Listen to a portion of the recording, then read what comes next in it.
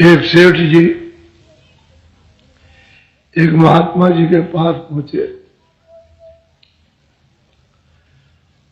उन्होंने कहा कि महाराज,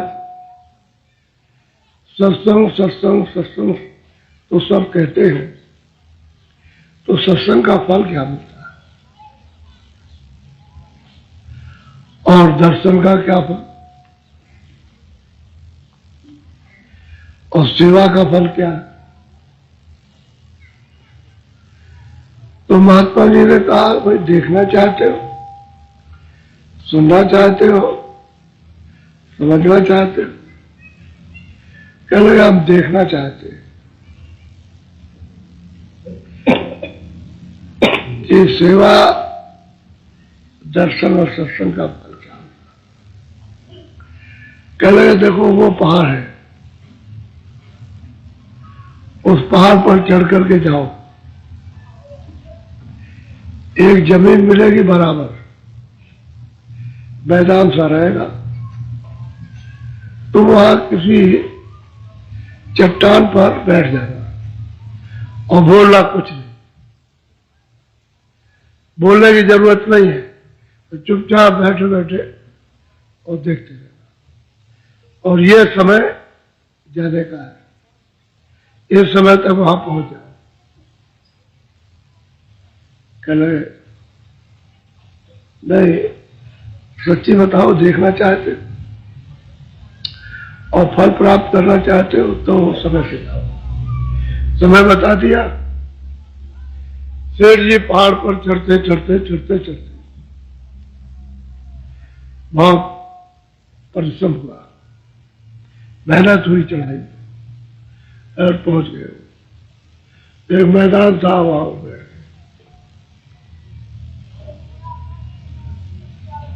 तो कई लोग उन्हीं के सामने पता नहीं कहां से आए और एकदम से आपके सामने वहां मैदान में खड़े हो गए, झाड़ू दिए थे।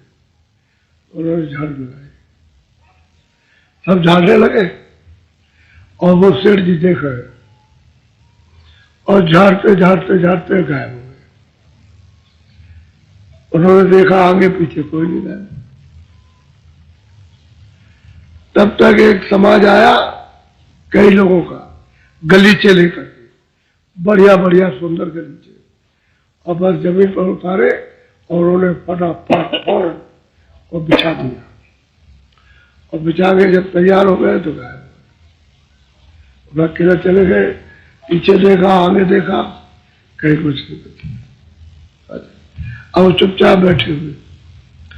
तब तक कुछ आदमी आए, एकदम सिंहासन लेकर और सामने उन्होंने रख दिया, बहुत सजा सजा, बड़ा खूबसूरत, बड़ा सुंदर अवस्था। तब तक कुछ समाज आया एकदम से, बस फट से आके बैठ गया। और फिर वो देखते रहे, सब जो काम हो रहा सब देख रहे। और फिर उसके बाद में वो महात्मा जी आए, फट आसन बैठ गए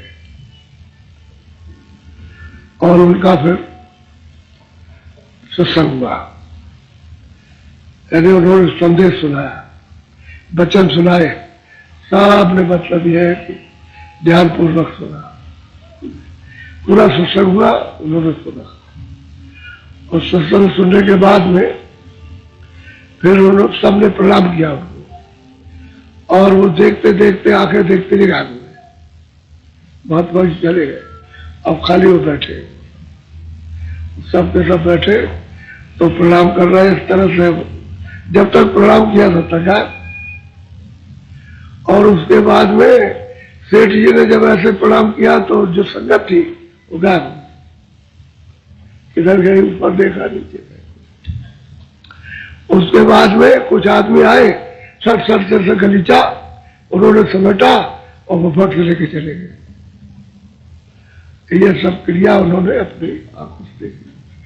जब ये सब साफ हो गया मैदान, कुछ नहीं रह गया कोई आदमी, तब तक एक काला भुजंग, एकदम काला, जैसे तारकोल से भी ज्यादा काला, एक आदमी आया, कूद पड़ा उसी मैदान में और एकदम से लौटने लगा, और जो मिट्टी पाया उसको लगाया सब ऐसे करके ऐसे करके ऐसे लगा, सब जगह लगा लू करके बिठे और बातें है, और वो बातें सफेद हो गया, काला था, सफेद हो गया। तो महात्मा जी ने समझाया था कि आखिर में जब आदमी कोई आए तो तुम उससे पूछना कि भाई तुम कौन हो। तो उसको ये बात याद रही, क्योंकि सब उसने कौतूहल देखा। वो संगत का, महात्मा का, बिछाने सेवकों का बिछाने का, जिन्होंने झाड़ू लगाई, कालीन बिछाई, सिंहासन ले आए, संगत आई, उसके बाद फिर महात्मा और फिर प्रवचन हुआ और सब उसी तरह से गायब हो गए। तो जब खूब अच्छी तरह से लोट पोट के सफेद हो गया और सफेद होके खड़ा हो गया, तो वो बैठे थे तो उन्होंने कहा भाई मैं तुमसे कुछ पूछना चाहता हूँ। कहे पूछ लीजिए, पूछ लीजिए। कहले जो हम पूछेंगे बताएं। क्या हम बताएं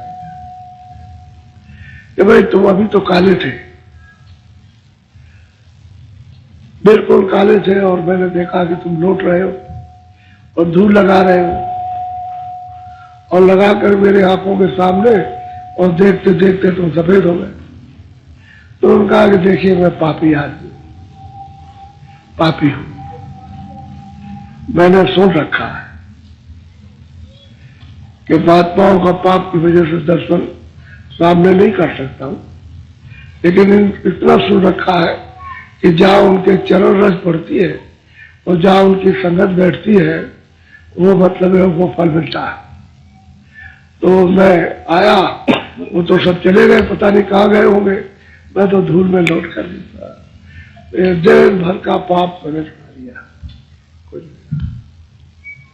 कोई पाप नहीं, सब सफेद हो गया।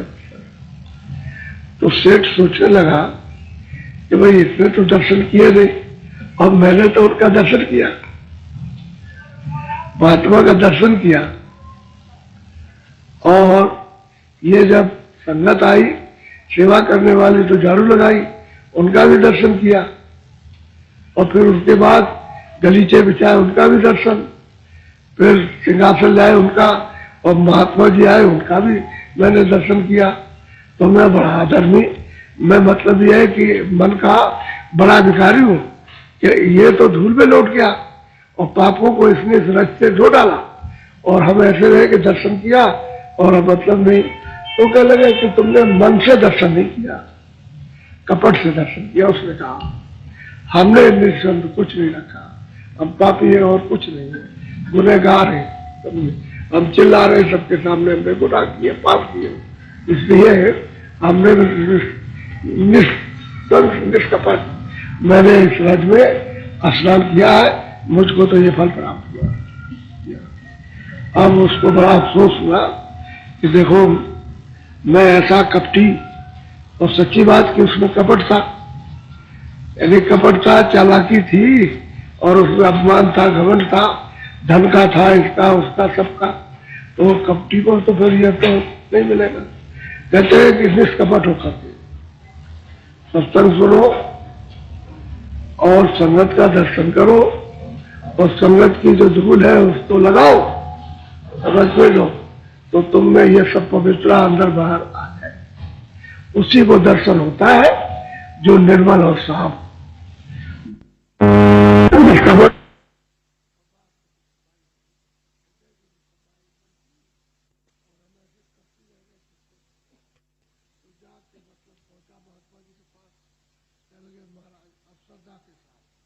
महाराज आपने जो कहा था वो सत्य लाभ में बहुत पाते।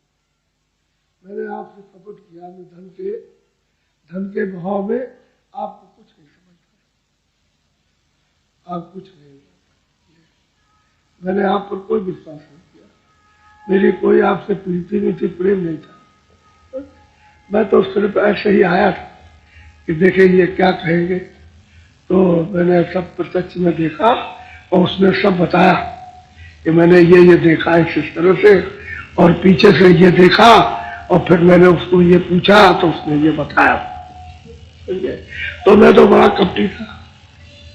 तो बात यह है कि संगत अपनी जगह पर, सेवा अपनी जगह पर, दर्शन अपनी जगह पर, और मिट्टी अपनी जगह पर।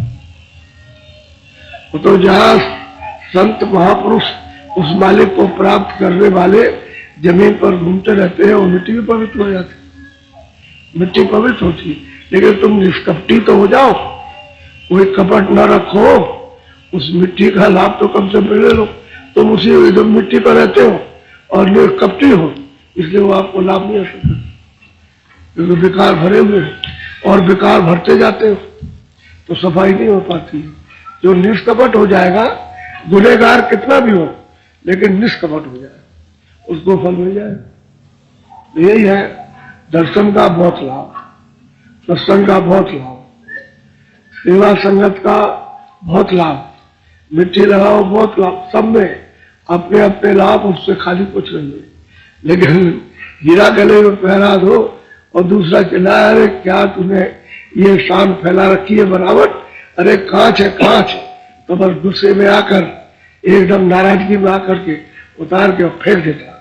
तो वो तो जानकार है, जिसने तुमको चढ़ाया वो फेंक दिया, जब वो चला गया तो उसने उठा लिया, वो हीरे के हार को उठा लिया। इसलिए महात्माओं के पास में सर्वधन होता है, अमोलक धन, सब तरह का धन होता है। लेकिन यह है कि तुम ऐसे कपटी और मन विकारी के ले नहीं पाते, वो तो देना चाहते हैं, ये तुम देख नहीं पाते। तब वो रोया चिल्लाया, बात अच्छा धीरे चलो, सत्संग सुनो, सत्संग सुनो, दर्शन दो। ये नहीं कहा कि दर्शन करो, सत्संग सुनो दर्शन दो। उसका मतलब यह है कि दर्शन करो दर्शन दो, आदान प्रदान दोनों का। वो तुमको देखे तुम उनको देखो और निष्कपटी हो जाओ, कोई कपट न रखना। और फिर से स्नान करो इस संगत दरिया में, तो नारे लगा, मतलब उसको भी अमूल